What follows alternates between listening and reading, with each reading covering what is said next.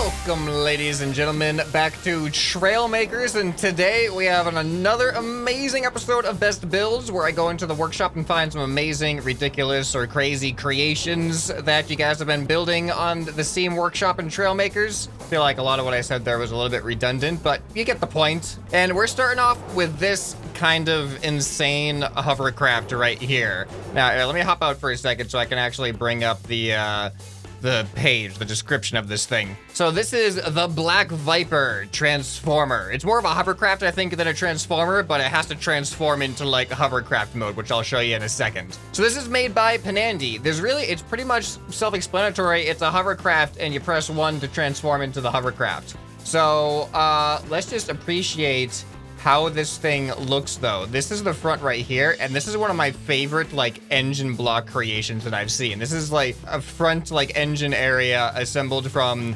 various parts, and it just looks awesome. It looks so cool. So this is the mode that it spawns in, just like this. So then when you press 1, it transforms, as you can see, into a much cooler looking hovercraft, like including that tail in the back. It looks so cool with the exhaust and the fins angled up and everything. So, yeah, it's just a hovercraft. So now I can go ahead and hover around just like this. It's WAD control. There's no reverse or anything. So you can just go wherever you want to go in style. Lots of style. Maybe even too much style. Overly styled in some areas, perhaps. But that's the kind of stuff you learn to appreciate, because it's not easy. It's not easy to put this much aesthetic into a single creation, especially while maintaining functionality. And what's really crazy about this thing is it doesn't just use gimbals for hover stabilization, it uses Dragon jet engines. And Dragon jet engines are really difficult for hovering because they have kind of like a gradual ramp up in power. So it's not just like instant power that is consistent. It's very inconsistent power. The longer that the thrusters are on, the more powerful they get up to a certain point. So it's impressive that it uses a lot of those for the controls of this thing. Oh, we're gonna crash. Hey, it handled that pretty well. Granted, we weren't going too fast. Let's see what happens if we can actually pick up some speed and then crash into something head on. I don't know if I'll be able to control myself well enough to... Oh boy, yeah, I'm definitely not gonna control myself if I'm bouncing like this. Oh no. All right, so I'm gonna pick up some speed directly into this very dense forest area, and we're gonna see how we fare. How does this serve us? Probably not very well, but that's kind of the point. Oh my goodness, I'm missing the trees. Oh, there we go. Wow, we actually did not hit nearly as much trees as I thought we were going to. But I seem to have hit enough to make myself not very functional. Yeah, I got rid of a whole section of hover thrusters. All right, well, let's see how it handles a wall going 80, 90 kilometers an hour. Fantastic. That's the kind of crashing I like to see in vehicles. So is that one of the crazier hovercrafts you've seen, or what? Well, believe it or not, we actually have some more hovercrafts to look at in this episode, but we're not just gonna be looking at hovercrafts, we're gonna be looking at some other pretty cool stuff too. All right, so up next, we're gonna be looking at Hovering Cybercar by Fletcher. All right, check this thing out. This thing uses not dragon thrusters, so it's much more quiet. It sounds like the electric version of the hovercraft that we just saw. The other hovercraft we just saw was like diesel hovercraft. This is electric hovercraft. All right, I have no controls because I guess I'm in the wrong seat. There we go. Now we got some controls. Ooh, this is a smooth ride. Holy cow, it's so quiet. I had my ears get practically destroyed by the dragon jets on that last one. It's like, I feel like my game's broken right now with this one because I'm not hearing anything.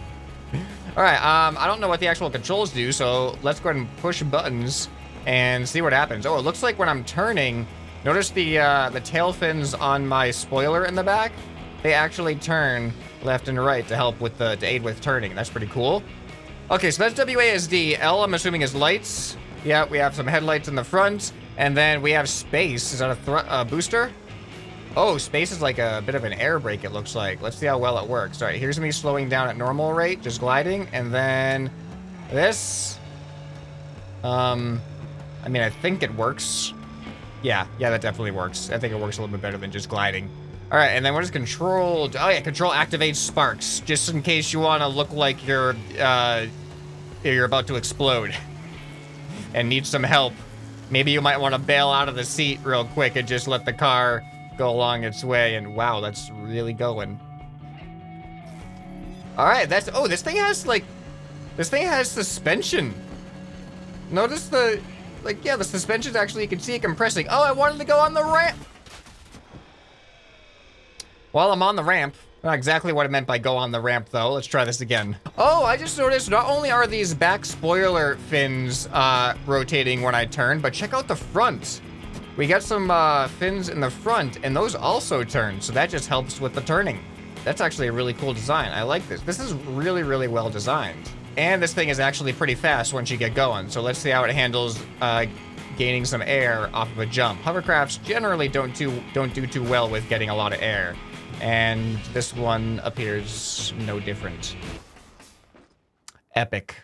Okay, moving on. I think this might qualify as a hovercraft of sorts. This is Space Bike version 2.0. I don't think we experienced 1.0, so we wouldn't know the difference anyway. So let's check it out. So this is by, oh boy, that's a name. Septem.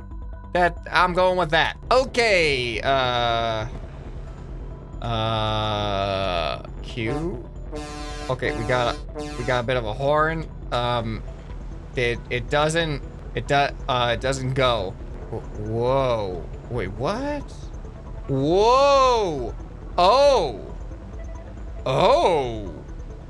Oh. What was this thing called again? Space Bike? I understand now. I see the light. It's right in my eyes. No, this thing is actually kind of crazy. It's using obviously the hover pad glitch where you put like hover pads facing against each other. And I was just a little bit confused. I thought we were going to be more hovering across the ground, but no, we can just fly. Whoa, that was a little bit sudden and abrupt. Oh, this thing has a really, really weird floating feeling. Like, it doesn't feel like it flies like a plane. It feels like rather than like curving into where you're going, it curves into it, but also like it strafes. It feels like it strafes at the same time as turning. And then that happens. And then I get more confused. So yeah, this is definitely not what I was expecting when I was initially on the ground. And I'm surprised we missed that tree. Oh my goodness. Look at that. That's crazy. All right, let's see how much control we have here. I'm gonna go under this. Whoa, did you see how I just kind of lifted up vertically there? I wasn't trying to do that. Ah! This is such a weird creation. There's definitely some alien technology going on here. Like sometimes it feels like the smoothest ride and like you have these nice, gradual, smooth turns. And then that happens and you're like, whoa, where did all of that energy come from? Oh, now I'm going up too fast. Okay. Oh man, the floatiness of this is really disorienting. I don't know if you guys can feel it since you're just watching. Ugh. Like, I don't know if you guys feel that without being the one controlling it, because I know what I'm trying to do, and feeling it do something a little bit different than that is kind of disorienting. Well, that is Space Bike version 2.0. It definitely belongs in space. I'll give it that. All right, up next, we have the X-Bomber. I gotta admit, it looks more like a U to me, or perhaps a V. This is by Arky9. Yeah, I'm gonna go with that. All right, so he says E to help get, okay. All right, so we have gimbals to help us get up in the air. Now I'm just gonna try to not use the gimbals. And this has a very slow pitch. Okay, here we go. This is a very interesting design. I love this. Is this an original design? I don't remember if he said it was based on like an actual vehicle or like some type of fiction vehicle or something, but this thing looks super cool. It's probably from some super popular like television series that everyone else knows about and I don't, and everyone's gonna make fun of me for it in the comments or something. But look at this. Look at these designs. If it's an original design, then kudos to this awesome design work. All right, so it's supposed to be a bomber. So let's figure out how to bomb. Left shift. Whoa. Whoa! Did I just say that the design was awesome? That was an understatement, apparently. This thing just got so much cooler. Now I see why it's called the X Bomber, because if you look at it, like, it's kind of like an X now. Oh, and I see guns in the front. You probably, yeah, okay, we probably, in order to use the guns, we probably got to open up the guns like that. This is so interesting. Okay, left control, yeah. All right, so now I have to know what happens if I press left control while I have it closed like this. Oh, that was the wrong button. I pressed shift again. All right, and that's exactly what I was hoping for, but I was wondering if he had that failsafe in there or not. All right, let's get back up in the air here. I'm gonna try my best to shoot something. What am I going to shoot? I'm gonna try to shoot one of these explosive barrels over here. We all know how well this always goes when I try to shoot these explosive barrels from a distance, especially with this thing that I can hardly even see. All right, and hey, I actually got it in 2 shots. I'm impressed with myself.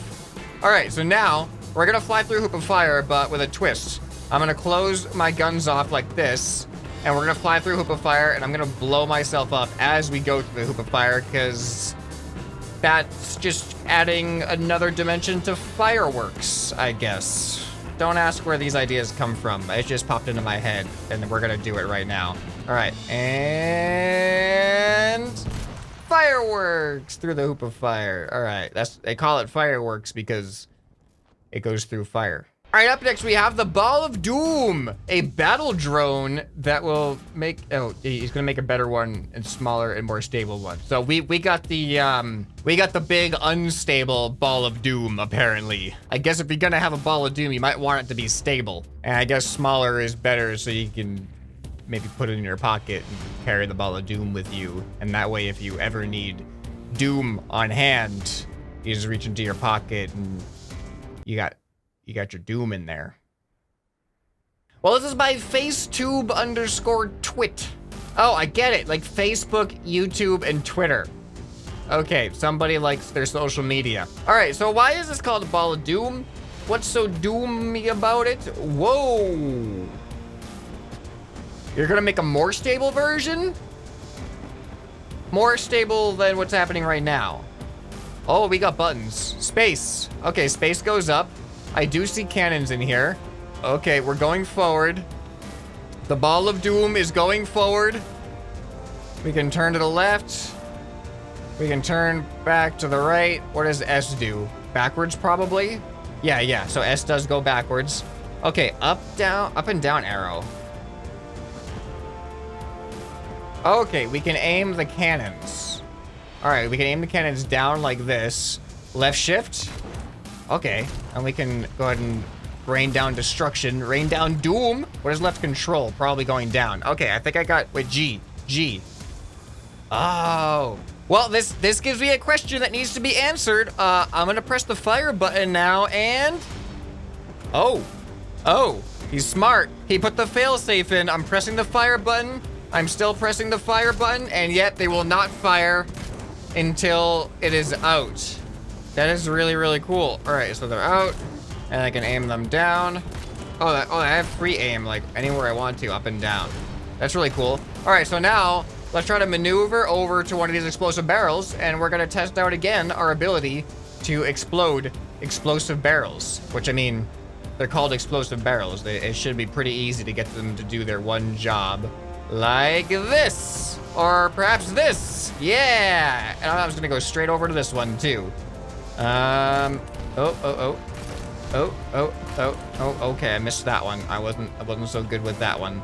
I had bad camera angles that distracted me. Okay, and there we go. All right, see, Ball of Doom, pretty good at being a Ball of Doom. Let's actually go ahead down. We're gonna close ourselves up into an actual ball, and we're rolling around now. You can't be a Ball of Doom if you don't roll. So, all right, there's only one thing left to do. A little bit of this, a little bit of this, and a little bit of this. Okay, up next, we have the Royal Sea Serpent, and this was actually made for me. I just clicked on it based off of how it looked here. It looked pretty cool. This is not so fast creation, but it works properly. Working properly is decent. So is this then, this might actually be a water-based vehicle. Let's try it on land first though. And then we'll have our question answered. All right, what do we got? What do we got? What are we working with here? Well, oh, look at that tail. That's such a legit tail. All right, we all get in and oh, it's so cool. All right, yeah, this is definitely a water-based vehicle. This thing looks so cool though. What does M do? Oh, probably mouth. M for mouth. Look at that. He does have a mouth just like that. And that's all the controls. Let's see how it functions in the water. All right, well, it floats. That's always a bonus. All right, and here we go. Look at this. This is cool.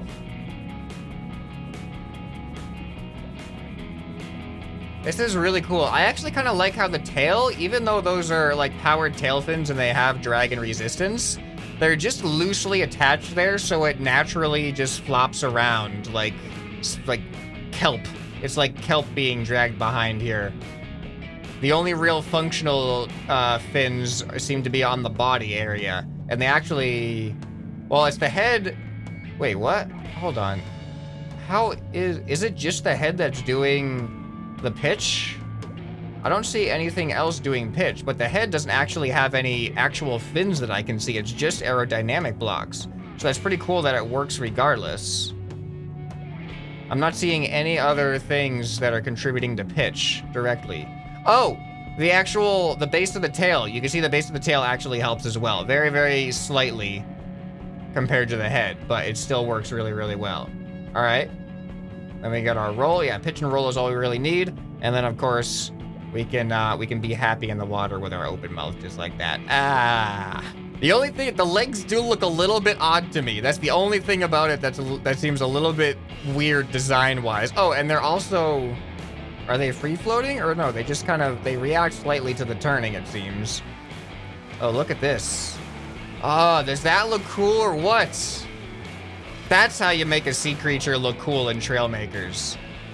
You just gotta come in and out of the water. And look at the way that the tail flops out of the water too. Oh, I didn't do it too good that time. Hold on, let me do it better. Let me do it better.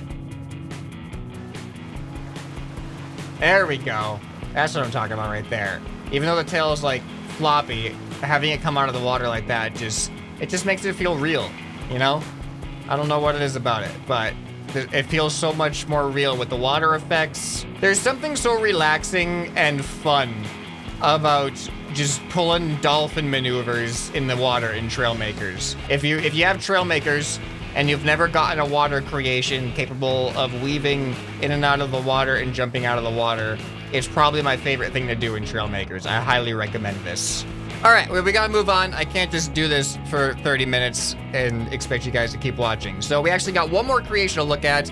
This is Man Who Runs on Barrel. Why do you have it in all caps? This poor man has been caught running on a barrel. Who caught him? Man, the story of this is, it's invigorating. Just press some buttons and see what happens. He's tagging it as an animal. Oh boy, apparently this man is an animal too. This description, this title and description it's taken me on an emotional journey here. This is by Lagerlof Arthur. Oh, and I forgot to say, the dragon is made by PVS Nambiar. All right, here we go, Man Who Runs on Barrel. Oh, he just goes. Oh my goodness. Okay, what is this all about? What? Yeah, oh, I can get inside. Okay. Can I control him? I think I can. All right, I am so confused right now. Oh my God, I can make his arms go side to side too. Who thinks of this? Who thinks of this? His legs are just going automatically too. I can move his head up and down. Oh my goodness, this is such a ridiculous idea. All right, what does number 1 do? I don't know what number 1 does. Or space. I don't understand it.